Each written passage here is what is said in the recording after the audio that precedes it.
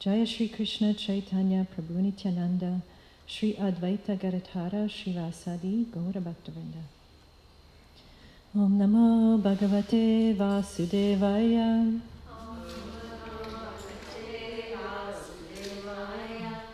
Om Namo Bhagavate Vasudevaya.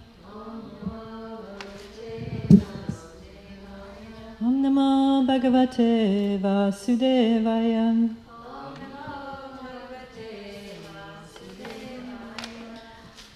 Nayanam Namaskritya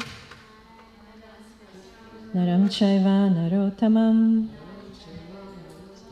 Devim Saraswatim Vyasam Tato Jayamudirayet Nashtapraishu Abhadreshu Nityam Bhagavata Sevaya Bhagavati Uttama Shloke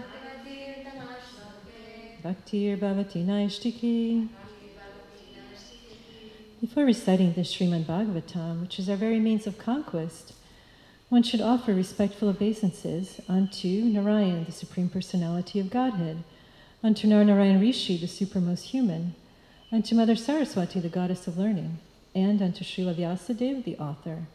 By regular attendance in classes on the Bhagavatam, and by rendering of service to the pure devotee, all that is troublesome to the heart is destroyed almost to nil, and loving devotional service unto the Supreme Person, who is praised with transcendental songs, is established as an irrevocable fact.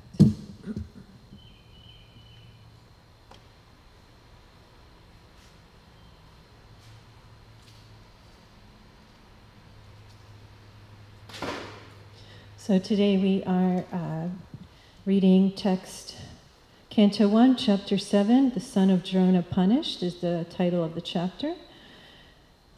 And the shloka are 13 and 14.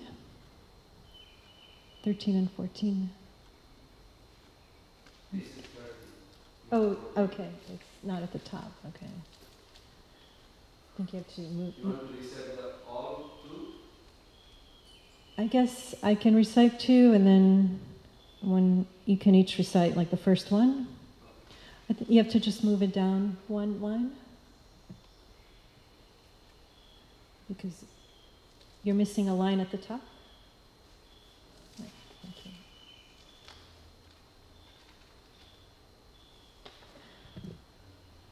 So I think this is the right melody for this amount of syllables. Yadamrite Kaurava Srinjayanam Vireshato Viragatim Gatishu Briko Dara Vitagadam Vimarsha Bhagno Rudande Dhritarashtra Putre Bhartu Priyam Draunir Itisma Pashyan Krishna Sutanam Swapatam Shiramsi Upaharad Vipriyam Eva Tasya Jugupsitam Karma Vigarhayanti. So I guess if you would all chant the first one. Go ahead. That's the Yadamrite Kaurava Srinjayanam Yadamrite Kaurava Srinjayanam Vireshvato Viragatim Gateshu Vireshvato Viragatim Gateshu Vrikodara Vidagadam Vimarsha Vrikodara Vidagadam Vimarsha Bhagnorudande Dhritarashtra Putre Bhagnorudande Dhritarashtra Putre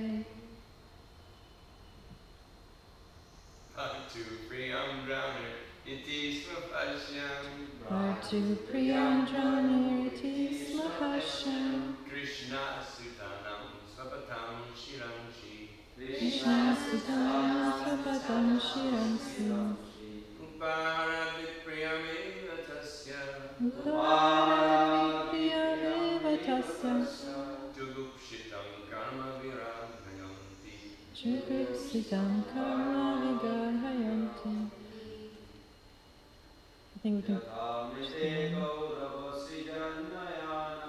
Yadamite Kaurava Sinjayanam Vireshato Viragatim Gateshu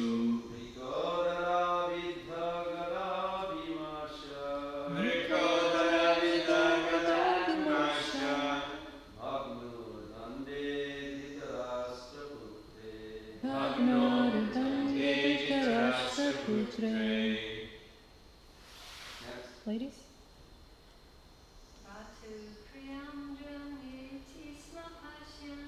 Bhatu Priyam Draniriti Smapashan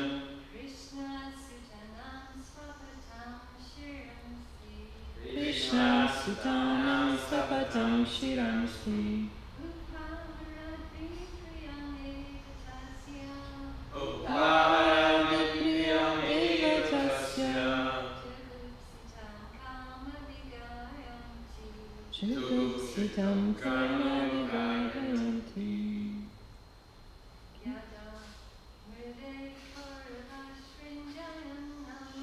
Yadamide Kaurava Srinjayanam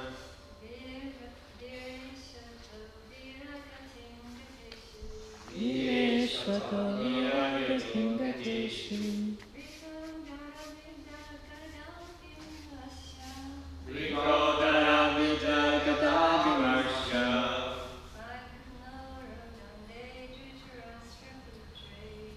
Nuridande Dhritarashtra Putre. Synonyms: Yada, when; Mride, in the battlefield; Kaurava, the party of Dhritarashtra; Srinjayanam, of the party of the Pandavas; Vireshu, of the warriors; Ato, thus; Viragatim, the destination deserved by the warriors; Gateshu, being obtained; Vrikodara, Bhima, the second Pandava; Avidha, beaten; Gada, by the club; Abhimarsha, lamenting; Bhagna, broken; Urudande, spinal cord; Dhritarashtra Putre, the son of King Dhritarashtra; Bhartu, of the master; Priyam, pleasing; Droni, the son of Dronacharya; Iti, thus; Sma, shall be; Pashyan, seeing; Krishna, Draupadi; Sutanam, of the sons; Swapatam, while sleeping; Shiramsi, heads; Upaharat, delivered as a prize; Vipriyam, unpleasing; Eva, like; Tasya, his; Jagupsitam, most heinous; Karma, act; Vigarhayanti, disapproving. Translation: When the respective warriors of both camps, namely the Kauravas and the Pandavas, were killed on the battlefield of Kurukshetra, and the dead warriors obtained their deserved destinations, and when the son of Dhritarashtra fell down lamenting, his spine broken, being beaten by the club of Bhimasen, the son of Dronacharya, Ashwatthama, beheaded the 5 sleeping sons of Draupadi and delivered the heads as a prize to his master, foolishly thinking that he would be pleased. Duryodhana, however, disapproved of the heinous act, and he was not pleased in the least. Purport by Srila Prabhupada. Transcendental topics of the activities of Lord Sri Krishna in the Srimad Bhagavatam begin from the end of the battle of Kurukshetra, where the Lord himself spoke about himself in the Bhagavad Gita. Therefore, both the Bhagavad Gita and Srimad Bhagavatam are transcendental topics of Lord Krishna. The Gita is Krishna Katha, or topics of Krishna, because it is spoken by the Lord. And the Bhagavatam is also Krishna Katha, because it is spoken about the Lord. Lord Sri Chaitanya Mahaprabhu wanted everyone to be informed of both Krishna Kathas by his order. Lord Krishna Chaitanya is Krishna himself in the garb of a devotee of Krishna, and therefore the versions of both Lord Krishna and Sri Krishna Chaitanya are identical. Lord Chaitanya desired that all who are born in India seriously understand such Krishna kathas, and then after full realization preach the transcendental message to everyone in all parts of the world. That will bring about the desired peace and prosperity of the stricken world. Om Jnana Timirandasya Gyananjana Shalakaya Chakshur Unmilitam Yena Tasmai Shri Gurave Namaha Vanchakalpa Tarubhyascha Kripa Sindhubhya Evacha Patitanam Pavanebhyo Vaishnavebhyo Namo Namaha. I'm requesting the blessings of the Vaishnavas, and especially the senior Vaishnavas who may be listening today, that I can say something useful, bring us a little bit closer to Krishna just for today. So here now we are starting the narrations of the actual pastimes of the Bhagavatam. Right now it's been a sort of a prelude describing the background of how the Bhagavatam came to be. And as we heard, Vyasadeva, he sat in meditation, and he realized the whole Srimad Bhagavatam through meditation. And then he imparted it to his son Shukadeva, and Shukadeva in turn imparted it to Parikshit Maharaj in 7 days. And in the audience of when the Bhagavatam was being spoken from Shukadeva to Parikshit, there was an assembly of sages, and Sutta Goswami was in that assembly. And then Sutta Goswami goes back to the sages of Naimisharanya, and he relates the pastimes to the sages of Naimisharanya, headed by Shanaka Rishi. So here, Sutta Goswami is speaking to the sages of Naimisharanya. And here is now the first pastime of the Bhagavatam, which is entitled, The Son of Drona is Punished. And then this pastime will lead up to the birth of Maharaj Parikshit. And so then, as we know, he becomes cursed, and he's cursed to die, and he listens to the Bhagavatam for 7 days, and then after 7 days, he leaves his body. So this pastime, I thought what would be interesting is, so we're just starting the pastime. I thought I would just quickly give an overview of the pastime of how the son of Drona was punished, and then perhaps speak about the topic of what happens in the shloka is that the sleeping sons of Mother Draupadi are killed. They're beheaded by the son of Dronacharya, by Ashwatthama. So I thought the rest of the class we could talk about, death, and how to put death in the proper Krishna conscious perspective. Since you can imagine how shocking that must have been for Mother Draupadi to have her 5 sleeping sons beheaded. It was so sudden.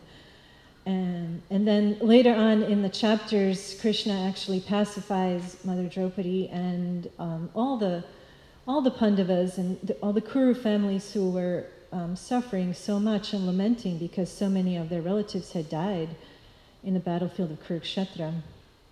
So I thought that would be the second part of the class. Kind of the majority of the class is discussing this. How do we become pacified, within Krishna consciousness when we're faced with the death of somebody near and dear, or death in general?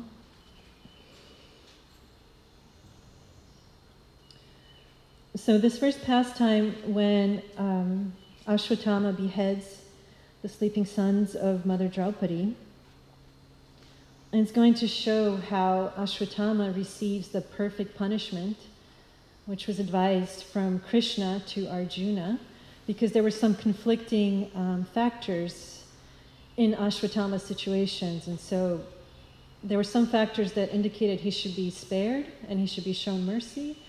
And there were other factors that show that he should be killed. So we'll see how Krishna and Arjuna reconcile those two opposing proper punishments for Ashwatthama.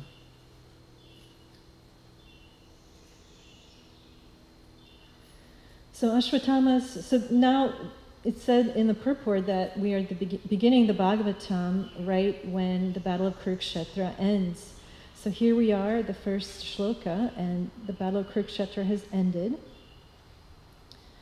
And Ashwatthama beheads the 5 sleeping sons of Draupadi, still in an enemy mode, because his impetus was to destroy all the Pandavas, including, later we'll see, although he was punished, later he becomes offensive again, and he tries to kill Maharaj Parikshit, who was still in the womb of Uttara. So his motivation is to just destroy all the Pandavas. Right? So that's why he beheaded the sleeping sons of Mother Draupadi. And then later, Parikshit, he wants to exterminate the Pandava line. Parikshit was the last in the line of the Pandavas, the only grandson. Those are just a couple of points. So Arjuna chases Ashwatthama because Arjuna is married to Draupadi. And Ashwatthama releases a very deadly weapon called the Brahmastra. And the Brahmastra is like a nuclear weapon, but much worse. It has more heat and more radiation. And it's summoned by sound, by Vedic mantras.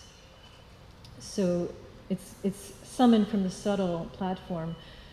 So therefore it's much more powerful than a regular nuclear weapon, and also it's a guided missile, so it can find its proper target. So in that way the Brahmastra is more dangerous than the nuclear weapon. The Brahmastra can penetrate even the most protected place and would never miss the target. So Krishna here in this pastime, he advises Arjuna, and remember Krishna is the cousin of the Pandavas in this pastime, so he advises Arjuna to release a counter weapon to Ashwatthama's Brahmastra and then to withdraw both the Brahmastras and to arrest Arjuna, and to arrest Ashwatthama. So Arjuna does that, he arrests Ashwatthama, he retracts both the weapons, he arrests Ashwatthama, and then the debate begins as to what should be done. What is the proper punishment for the son of Dronacharya, or Ashwatthama, for having committed this most heinous act? So some of the conflicting factors in the consideration of whether he should be killed or spared, and again, this is all according to Shastra. On one hand, Ashwatthama was a Brahmabandhu, so therefore he should not be killed. On the other hand, he was an aggressor, so therefore he should be killed. On the other hand, he was an aggressor without a weapon, and therefore he should not be killed. And Arjuna wanted to pacify his wife Draupadi, who out of great compassion and motherly feelings wanted to spare the life of Ashwatthama, even though he had killed her sons. She imagined how his mother will feel if he is also killed, so therefore out of motherly compassion, Draupadi also wants to spare the life of Ashwatthama. Bhima, on the other hand, thought he should be killed because he committed murder, basically, and for murder one should take the proper reaction. He should also be killed. And then Krishna also, Prabhupada says for the sake of a test for Arjuna, he also sides with Bhima, and initially to say, yeah, Ashwatthama should also be killed. But here Prabhupada says that he is testing Arjuna. Like, what will Arjuna do? What's the proper punishment in this case?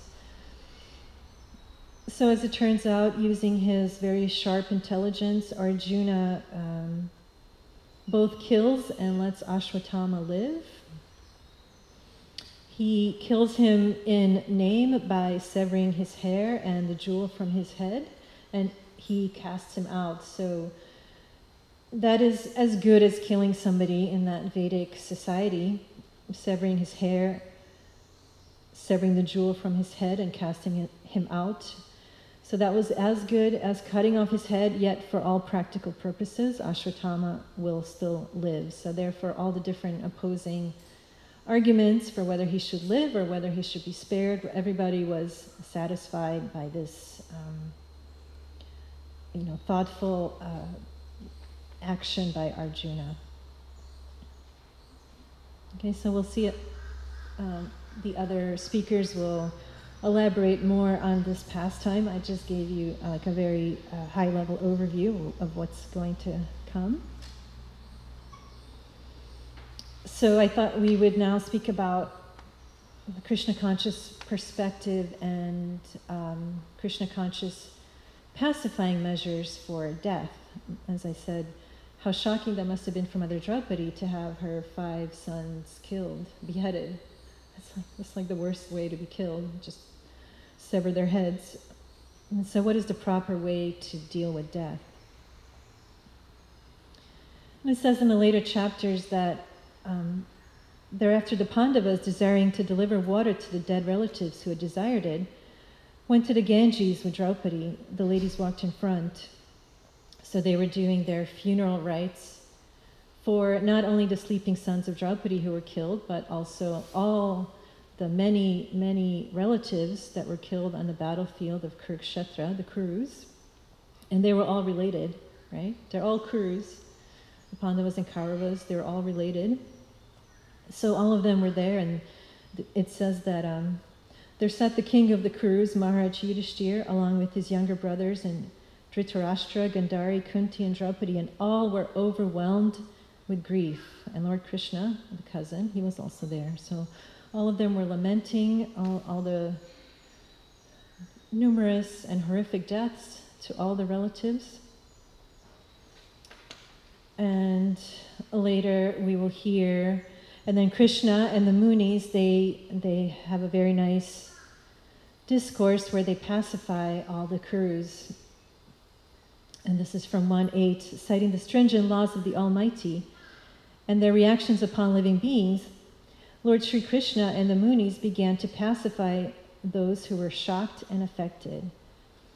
So, citing the stringent laws of the Almighty, so we will hear how death is birth, death, old age, disease. They're all stringent laws of Krishna, and they are sort of perfect and inescapable. So citing these stringent laws of the Almighty and their reactions upon living beings, Lord Sri Krishna and the Munis began to pacify those who were shocked and affected by the deaths.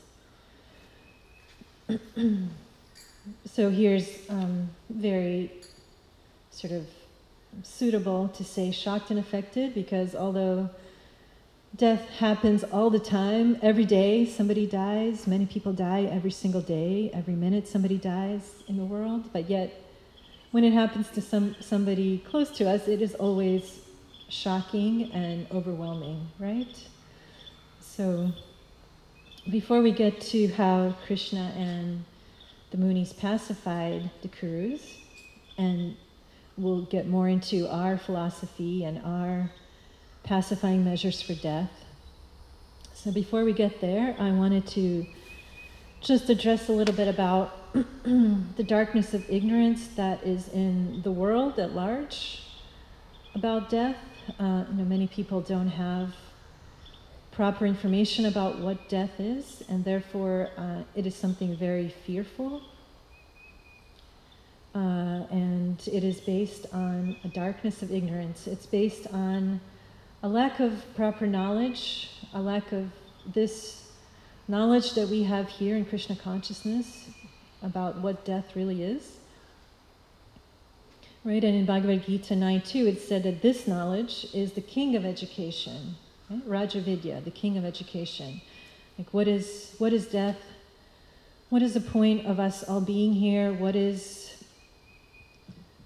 our true identity? Who are we, right? Raja Vidya, the king of knowledge. And yet, all this knowledge, as Prabhupada always said, is not being taught in the universities, right? They have departments for everything, but they don't have a department for the most fundamental and essential knowledge about who we are, what we're doing here, what is death, why do we have to die, right? So because this is not being taught in departments at universities, and perhaps it will be in the future, right? The only hope the people out there have is to meet the devotees and get the proper information.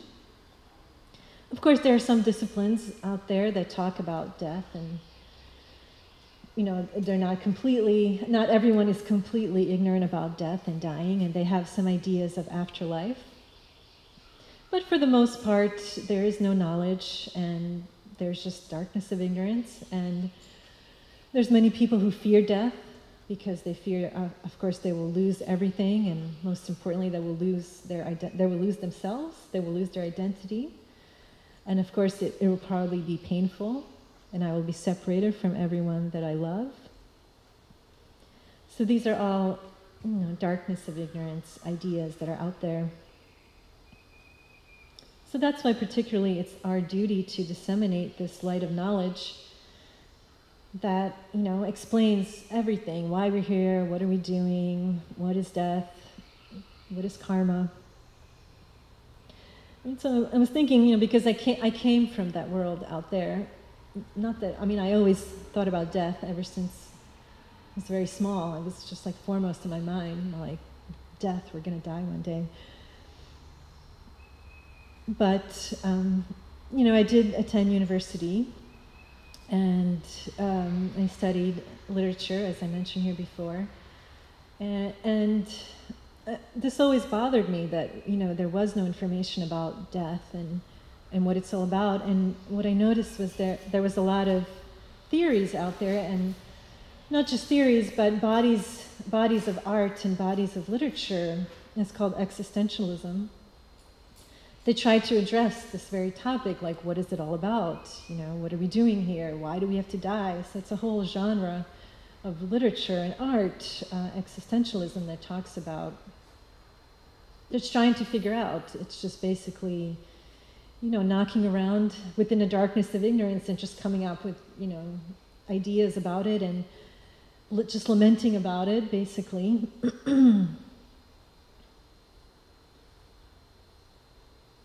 It's maybe very beautiful and poetic and interesting, but it doesn't give any, real answers.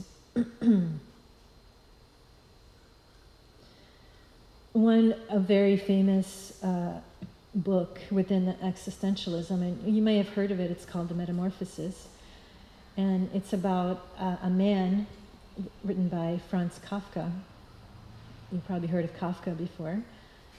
So the book is about, just to show how absurd these ideas are out there about, what's it all about. But it's a very, very interesting book, and if you don't have Krishna, it's quite, fascinating and well written. It's called The Metamorphosis.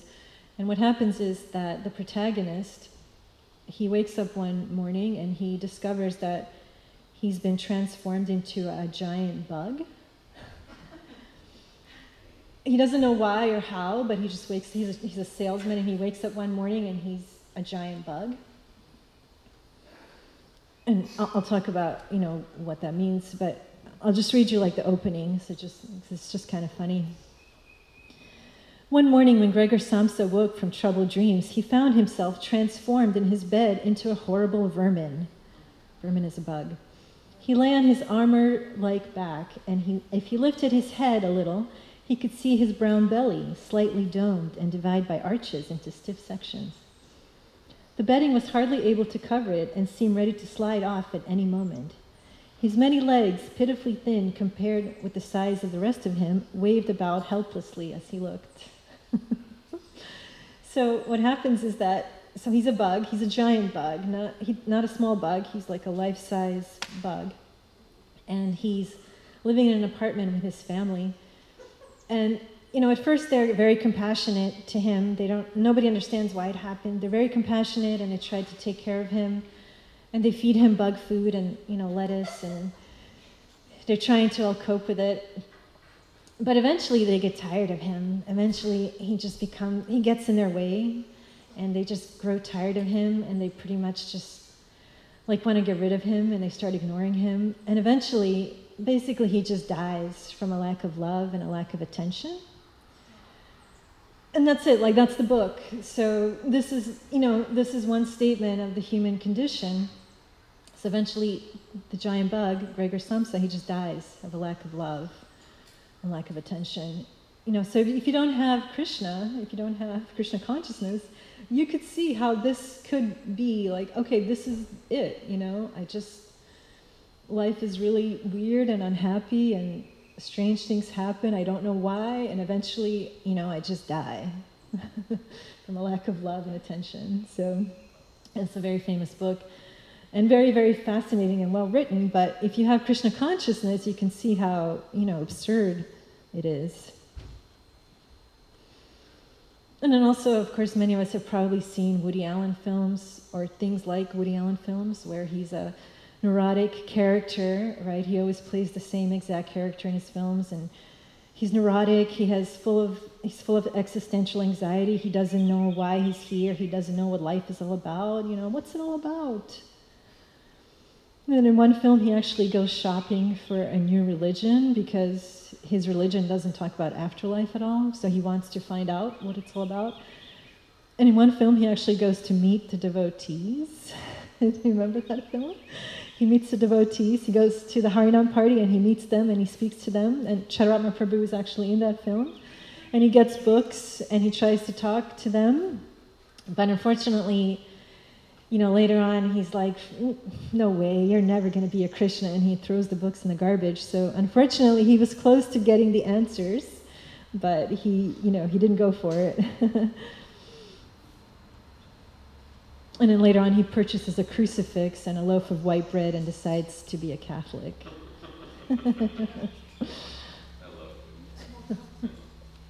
He was close to getting his answers and resolving all his anxiety, but he threw it in the garbage. So,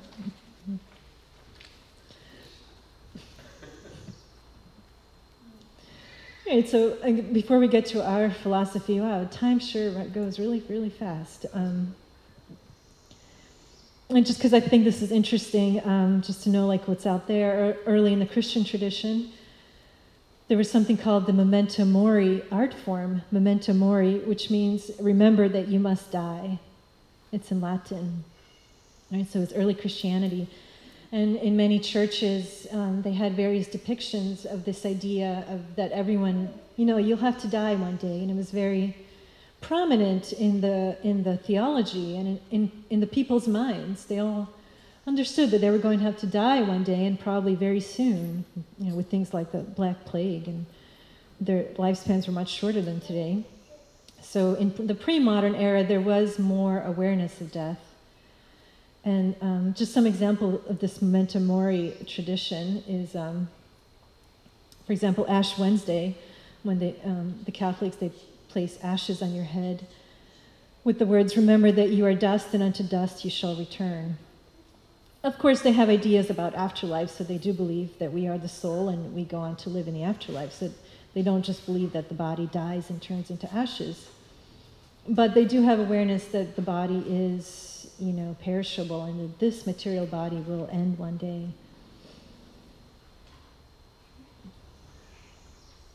And there's a couple of chapels, one in Rome and one in Portugal, that are actually created with human remains. If you go inside, there's bones. The inside of the walls are made with bones and skulls, like real skulls and real bones. And in the one in Portugal, there's an inscription, "We bones lying here await yours."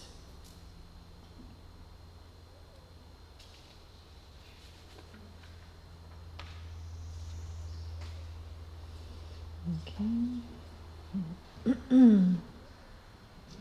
Citing the stringent laws of the Almighty and their reactions upon living beings, Lord Sri Krishna and the Munis began to pacify those who were shocked and affected. The stringent laws of nature under the order of the Supreme Personality of Godhead cannot be altered by any living entity. The living entities are eternally under the subjugation of the Almighty Lord. The Lord makes all the laws and orders, and these laws and orders are generally called dharma or religion. No one can create any religious formula. Bona fide religion is to abide by the orders of the Lord. So here, what I'll say, basically, I'll keep reading, is that human life is basically meant for the preparation to die, right? In Vedic culture, basically, That is the point of human life, and that is the best way to utilize this current human life, which is very fleeting and very short. So in that way, we can see it as a positive idea, right? This human life may be short, may be fleeting, but if I engage myself in Krishna consciousness, it is a wonderful opportunity to elevate myself to a better position after death.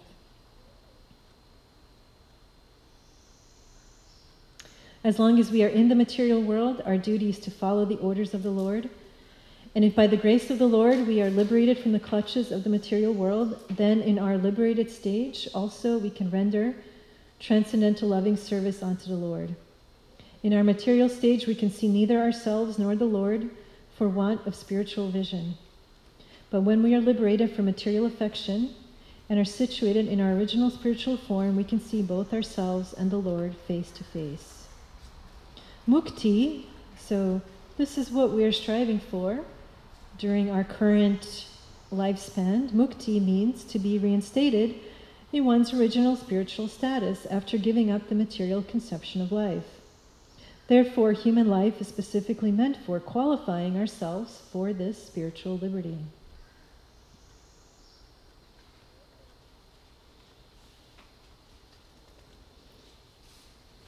And I'll just finish with, I have so much more, but I'll just finish due to time, and I don't want to just rattle on. Very nice talk by Prabhupada, just a couple of paragraphs really quick, talking about how death is a changing of bodies only. So this was in Honolulu on January 1974. So the warriors, Prabhupada says that the warriors of Kurukshetra, their destinations were that they obtained their original Swarup, right, because they were killed in the presence of Krishna. So they attained their original position. That was a part of the shloka. When the warriors of Kurukshetra attained their destinations. Prabhupada says they all attained their Swarup. So that is real success, Prabhupada says, to attain one's Swarup or original position. Prabhupada says, otherwise there is no death. Nahanyate hanyamane sharire.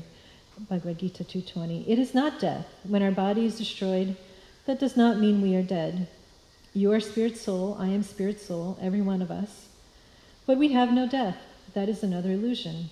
Tata dehantara praptir drastatrana muyati. This is so-called death. It is not death. Dhira, one who knows, one who is sober, he knows that. This man or this boy or this father is dying. He is not dying. Dehantara prapti.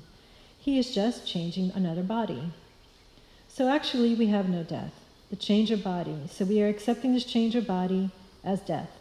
That is another illusion. Dhirastatrana muyati.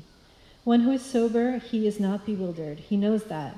Suppose we are sitting here. We are sitting here, and after a few minutes, we shall go away. That does not mean that we are dead. We are in this apartment, we go to another apartment. Tata dehantara praptir. Bhagavad Gita 2:13. Similarly, nobody dies. It is change of body, from this body to another body. So we have no death. This is illusion. So what is your question? Prabhupada said that. What is the question? I don't understand. There's no death. Okay, so I'll just finish here and have a lot more, but see if there's any discussion points. Somebody? Anything that stood out for you in this class? Anything you want to expand upon or contribute? Divyanga Prabhu.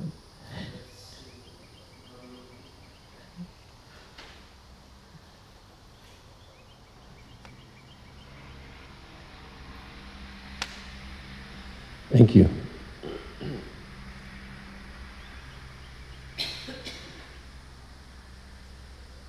I like the Woody Allen reference. I remember that movie Hannah and Nayana Biram. They were standing there in Harinam, and when Woody comes up to me, he hands him the Gita and the BTG, and he goes, well, you know, here's, because Woody asked him, well, what am I going to be? Can I come back to an aardvark? Or he's talking about reincarnation. And he gives him the books, and then, of course, later, he goes, nah, this is not for me. Who are you kidding? You'll never be a Krishna. But I do have a comment I wanted to make, because last night I watched Vaisheshikos Prabhu and his Sunday feast program, And at the end of it, they announced their scores for their pandemic Sankirtan.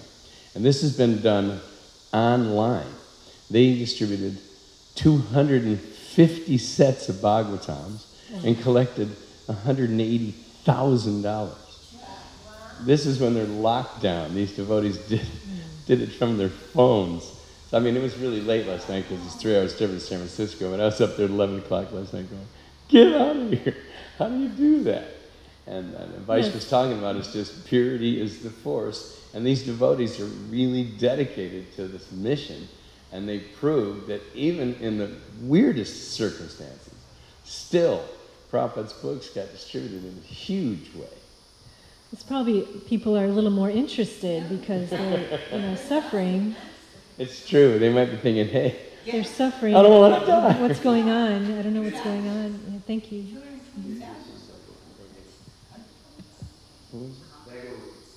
Oh, Bhagavati.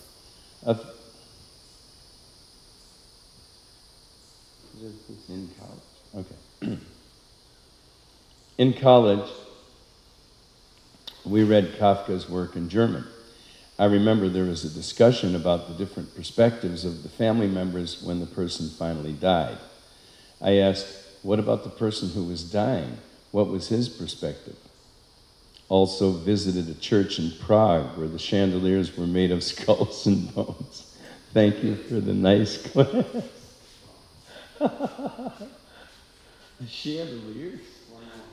Well, that's some chandelier I don't want. Another one? Yeah, we bones lying here await yours, is the inscription. Yeah, waiting. It's just a matter of time. Okay. This is from Madhav. From who? Madhav. From Madhava Prabhu. Mataji, you bring up a nice point when you say everyone becomes shocked and overwhelmed by the death of someone close. You mentioned you were going to discuss how Vaishnavas deal with death of relatives. Thank Krishna that the Lord has chosen to save us from the Woody Allens of the world. Who we once thought was a genius, right? Out there, Woody Allen is a genius, and Franz Kafka is also a genius. But actually, Krishna is the genius. His jokes were a cover for his deep-rooted atheism. Well, I don't know if atheism, but existential crisis.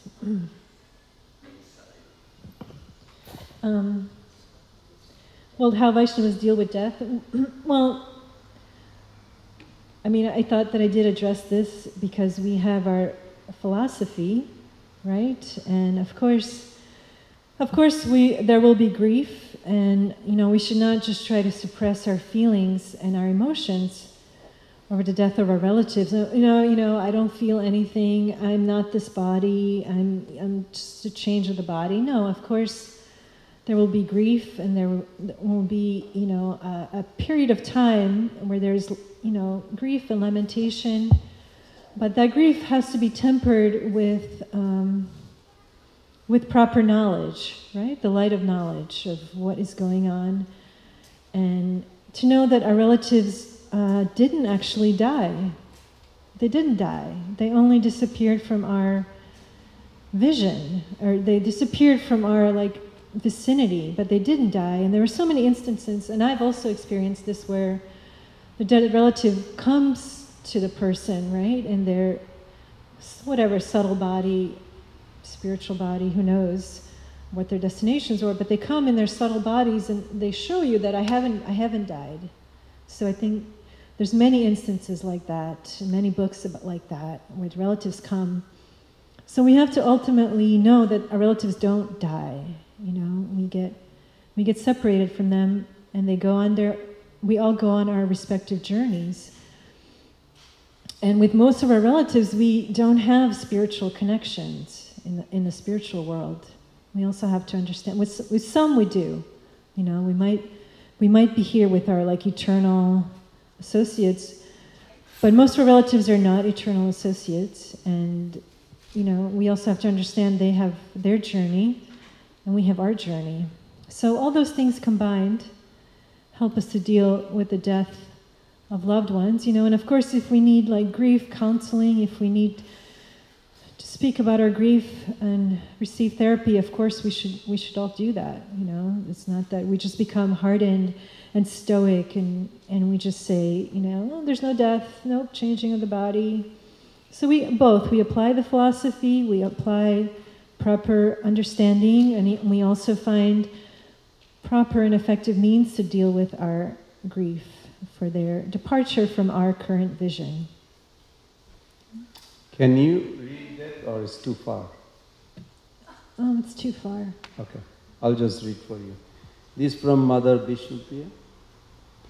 The sadness of losing a loved one is central to us. Yet, the loved one is no longer upset or suffering. So for a devotee, dying, it is different. He is looking forward to the next life, correct? Yes, of course. Well, I had more. I was going to get to all that, but we just ran out of time. Yes, correct, actually. So one way that to deal with death, and this is personally like what I do often, is to have a grander vision of who we are and our life, and to understand that this current situation, this current like material life, is to see it as something like paltry and fleeting, and to understand that I'm a spirit soul, and what awaits me is eternal life and immortality, and not just that, but in a place that's much better than Marchaloka, right? This planet of death. So we can sort of have a positive vision of dying. Actually, when I die, I'm hoping to go to the spiritual world eventually, and actually there I'll be much happier, and I'll have my immortal body, I'll have my immortal self, I'll be there with my eternal associates, and I'll be there serving Krishna, and I'll be, I'll have a body made of Satchidananda, bliss, knowledge, and eternity. So yes, for the devotee, we can have a very positive view of death. We should, if we can come to that platform. I personally, it's something that I think about every day. I can't wait till I'm in my spiritual body. I just think about it every day. Okay, anything else? There's one question. I appreciated your class, however, is it our position to publicly disparage another religion and have laughing? No, it is not our position, and I don't believe that I was disparaging any religion. In fact, I was not disparaging it at all. I was saying how in early Christianity, how they actually had awareness of death, and they had awareness of afterlife. So I'm sorry that you took it as a disparagement, but I was actually saying it as a positive thing, because I also came from the Christian tradition, and the talk of afterlife and the fleeting nature of this material life is very prominent in that theology. So I was not at all disparaging it, quite the opposite. And I was glorifying how they're very in touch with the idea that we're going to die, and soon. So it was quite the opposite of disparaging. I'm not sure what it means. Somebody wrote here, Memento Mori, a favorite gravestone slogan in Puritan America. Find it in old New England graveyard all over up there. Yes, the Memento Mori was also a tradition in Puritan America. Right, I think that was the point. They also had, like I said, various other traditions also had Memento Moris, various Memento Moris.